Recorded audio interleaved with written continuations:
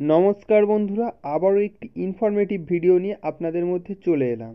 বন্ধুরা, লক্ষ্মীর ভাণ্ডার প্রকল্পের নাম বাতিল করা হবে। পশ্চিমবঙ্গ সরকারের বড় আপডেট উঠে এলো।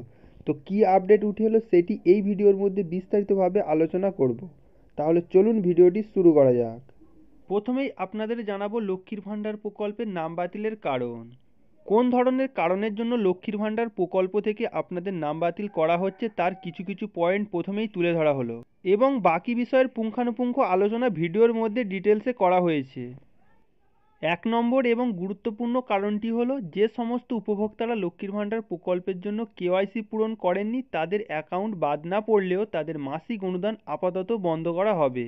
2 নম্বর, এমন অনেক উপভোক্তা রয়েছে যারা একের বেশি ব্যাংক অ্যাকাউন্ট তৈরি করে প্রত্যেকটি অ্যাকাউন্টে লক্ষ্মীর ভাণ্ডার প্রকল্পের অনুদান নিচ্ছেন। 3 নম্বর, এমন অনেক মহিলা রয়েছেন যারা তপশিলি উপজাতি না হয়েও জাল সার্টিফিকেট বার করে একটু বেশি পরিমাণে মাসিক ভাতা পাওয়ার আশায় তপশিলি উপজাতির ক্যাটাগরিতে নাম নথিভুক্ত করেছেন। 4 নম্বর, যাদের বয়স 25 বছর হয়নি তারাও বয়সের জাল সার্টিফিকেট বানিয়ে এই লক্ষ্মীর ভাণ্ডারের সুবিধা গ্রহণ করছে। 5 নম্বর, যে সমস্ত উপভোক্তাদের নিজস্ব ব্যাংক অ্যাকাউন্ট না থাকা সত্ত্বেও জয়েন্ট অ্যাকাউন্ট তৈরি করে এই প্রকল্পের সুবিধা নিয়েছেন তাদের নামও বাদ যাচ্ছে প্রকল্প থেকে। বন্ধুরা, আপনারা এই মুহূর্তে দেখছেন পিএস রিপোর্টিং ইউটিউব চ্যানেল। বন্ধুরা, এই চ্যানেলটিতে সমস্ত ধরনের সরকারি প্রকল্পের আপডেট দেওয়া হয় সবার আগে, তাই এই ধরনের লেটেস্ট আপডেট সবার প্রথমে পাওয়ার জন্য অবশ্যই চ্যানেলটিকে সাবস্ক্রাইব করে রাখবেন। তাহলে চলুন মূল আলোচনার মধ্যে ফিরে আসি। পশ্চিমবঙ্গ সরকারের বিভিন্ন প্রকল্পের মহিলাদের জন্য সূচনা করা লক্ষ্মীর ভাণ্ডার প্রকল্প খুবই জনপ্রিয়তা লাভ করেছে। এই প্রকল্পের মাধ্যমে প্রথম দিকে সাধারণ শ্রেণীর মহিলাদের জন্য মাসিক 500 টাকা এবং তপশিলি উপজাতি মহিলাদের জন্য 1000 টাকা মাসিক ভাতা দেওয়া হতো। অনেক মাস ধরেই লক্ষ্মীর ভাণ্ডার প্রকল্পের অনুদান বাড়ানো হয়েছে। বর্তমানে সাধারণ শ্রেণীর মহিলাদের মাসিক ভাতা হিসাবে 1000 টাকা দেওয়া হয় এবং তপশিলি উপজাতি মহিলাদের জন্য মাসিক ভাতা রয়েছে 1200 টাকা। মহিলাদের স্বনির্ভরশীল করার জন্যই লক্ষ্মীর ভাণ্ডার প্রকল্পের সূচনা করা হয়। আর এখন অনেকেই টাকা পাওয়ার মাধ্যমে নিজেদের ইচ্ছা অনুসারে কিছু না কিছু কাজ করতে পারছেন। একজন মহিলা তিনিও যাতে নিজের হাতে পরিবারের জন্য এবং নিজের জন্য কিছু খরচ করতে পারেন, অর্থাৎ আর্থিক দিক থেকে নির্ভরতা পান, এটাই হলো লক্ষ্মীর ভাণ্ডার প্রকল্পের সূচনার মূল লক্ষ্য। লক্ষ্মীর ভাণ্ডার প্রকল্পের সূচনার ফলে রাজ্যের অনেক মহিলা নিজের হাতে খরচ করতে পারছেন, সেই সাথে পরিবারের মানুষদের জন্য আর্থিক অনুদানের টাকা খরচ করছেন। লক্ষ্মীর ভাণ্ডার স্কিম আপডেট। এমন অনেক পরিবার রয়েছেন যারা প্রত্যেক মাসের অনুদান জমিয়ে ছোটোখাটো ব্যবসা শুরু করে আত্মনির্ভরশীল হওয়ার চেষ্টা করছেন। সম্প্রতি লক্ষ্মীর ভাণ্ডার প্রকল্প সহ আরও অনেক প্রকল্পের কারচুপির অভিযোগ উঠে এসেছে। এই জন্য বিভিন্ন প্রকল্পের তালিকাভুক্তদের নতুন করে সার্ভে করা হচ্ছে। এই সার্ভেতে যে সমস্ত উপভোক্তারা কারচুপি করেছেন তাদের তালিকা থেকে বাদ দেওয়া হবে। এখন জানাবো কী জন্য লক্ষ্মীর ভাণ্ডার প্রকল্প থেকে আপনাদের নাম বাদ দেওয়া হতে পারে।